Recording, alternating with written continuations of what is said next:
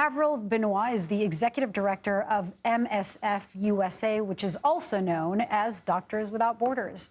Avril, talk to us about how dire the situation is on the ground in Rafah, generally speaking.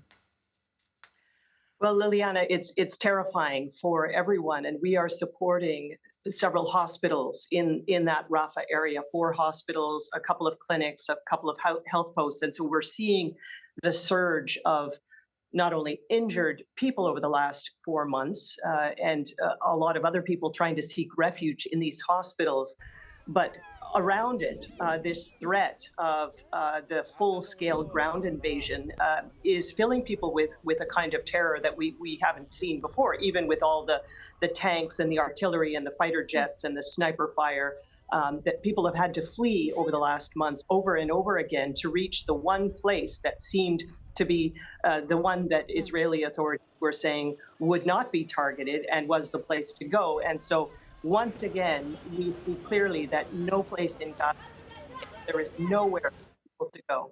Yeah, I mean, and we've seen that anxiety, that frustration, that desperation really from the refugees in interviews done by our producer in Gaza, Marwan Al-Ghul.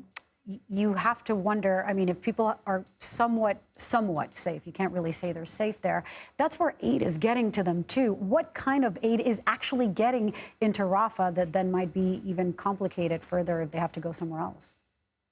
Well, I'll tell you, even with this looming threat of the full-scale ground invasion, a lot of activities of scale up that you would normally be trying to do at this time have stopped. Movement are on hold. You have over 1,000 trucks that are reported to be just filled with aid supplies, life-saving supplies at that Rafah crossing, unable to enter Gaza right now. You have a lot of aid workers and including medical staff that are having difficulty moving from place to place. Ambulances, imagine the risks of that. And in one of the areas in Khan Yunis, Nasser Hospital is one of the hospitals we've been supporting. And it's horrific what's happening around there. People are being shot while they're already injured trying to reach the hospital. And even inside the hospital, medical staff have been killed and injured while trying to attend to patients. Yeah, talk to us a little bit more about those medical needs that your teams there are witnessing or experiencing. Well, as you know, the conditions of life are absolutely deplorable.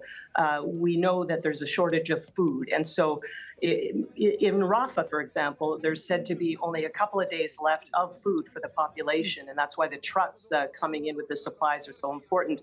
And so people are dehydrated also over the months from drinking insufficient water. There isn't enough clean water. What is available is often brackish. It's dirty. It's giving people diarrhea.